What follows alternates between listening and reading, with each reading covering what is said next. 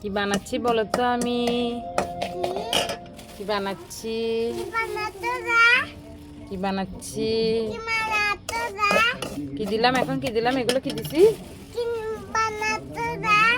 কি বানাচ্ছি তুমি বলো? দুধ পাউডার দিচ্ছে।